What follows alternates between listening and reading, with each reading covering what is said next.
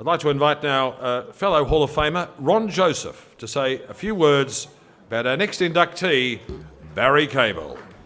Thank you, Craig. Ladies and gentlemen, I should open by just saying what a great thrill it is to come here tonight to this great function room at the MCG. It's always a great pleasure to come to the MCG because it's got such great tradition and history, and you can feel it whether you're inside or outside. But it's just wonderful to see such a fantastic roll-up of North Melbourne people during the weekend of the bye.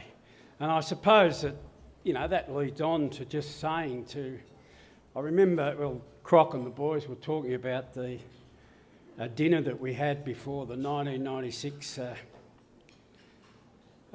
finals, and it just shows you that the feelings that the players get from participating in premierships, the feelings that, you know, that speech that Wayne Schwash gave, I thought was magnificent.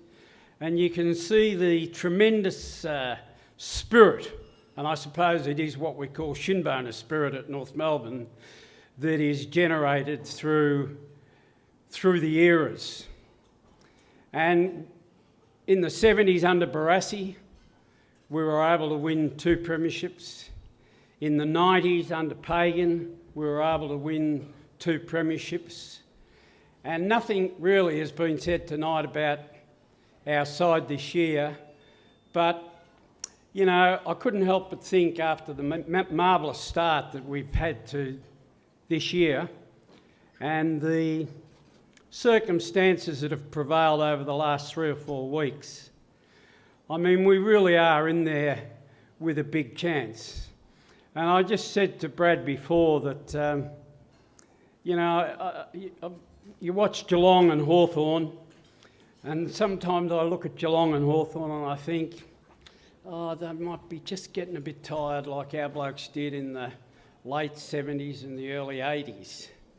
And then they just don't quite look as sharp every week as our blokes do.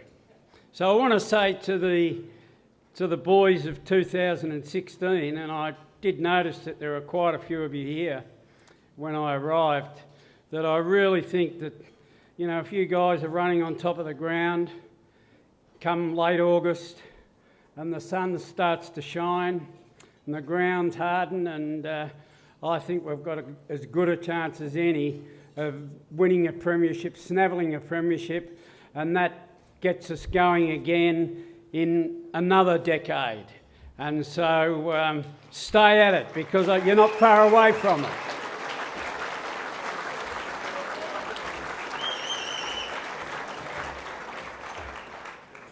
And it was also one of our Hall of Fame, one of our legends at the moment is not all that well. And so it was just great to hear what Schwatter said about Harry Youngwick, because, you know, Harry looks after this guy. He's a legend. He's from a totally different era. But I know that the players that, all of the players that went through North Melbourne, and particularly the medical room when it was run by Harry Youngwick, speak so highly of him, and I would think that something like 85-90% still go to see him, notwithstanding that you can never get a park in Collins Street at any time. So it's my job tonight to just say a few words about a legend. He's already a legend. He was a legend before he came to North Melbourne in 1970. He played 1 year. The club finished last. Cabes won the club best and fairest, and he finished 4th in the Brownlow medal. And at the end of the season, he and Helen went straight home. And the whole exercise, because you know, I suppose we thought, well, if we can get one champion player, we'll be okay. But we did have a bit of unfortunate circumstances. Kekovich broke down playing in a ridiculous game with Harry Beitzel's galahs and did his knee. And so it really did make the whole journey of Cabes in 1970 a bit futile. But typical the sort of champion that he was, he just came along. We'd get belted every week and he would just show his absolute professionalism in the way he went about his move to North. This is after he'd won 2 premierships in Perth. He was already an All-Australian twice. He'd won 2 Sandover medals, the equivalent of the Victorian Brownlow, and he'd won 3 Simpson medals, the equivalent of our Norm Smith medal. So he was a legend long before he played a one-off season in 1970.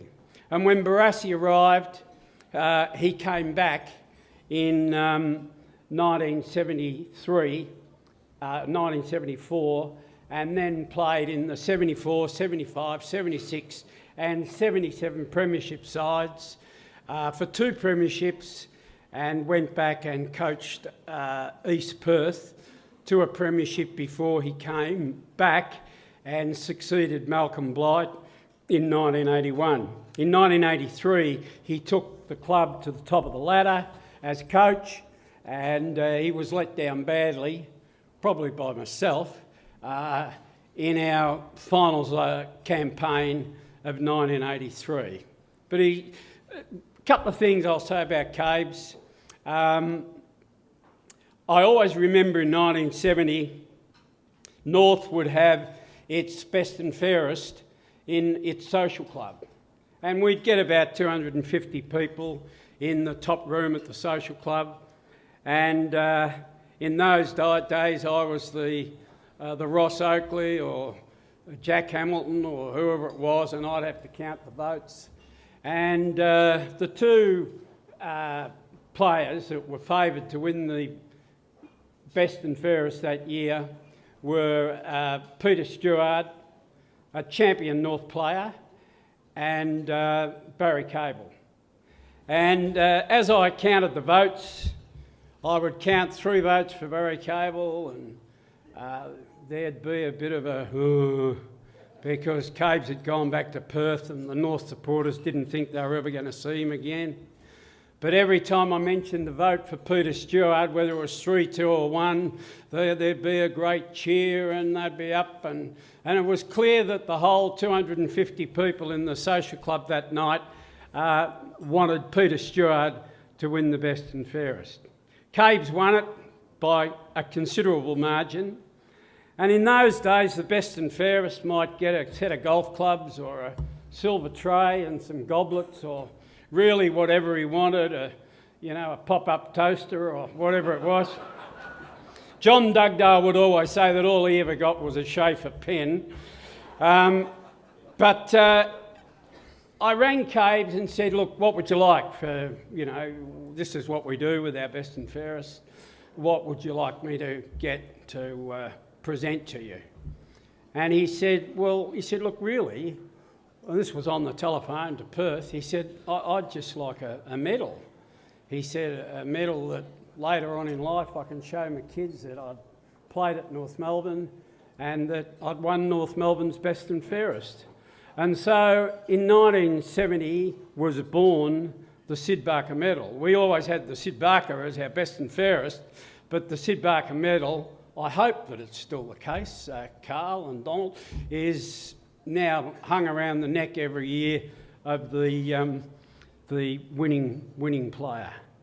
And the other thing, I suppose, is Graham Richmond, the great football administrator from Richmond, said to me at one stage, he said, Ron, he said, when your mates become coaches, that's the time to get out.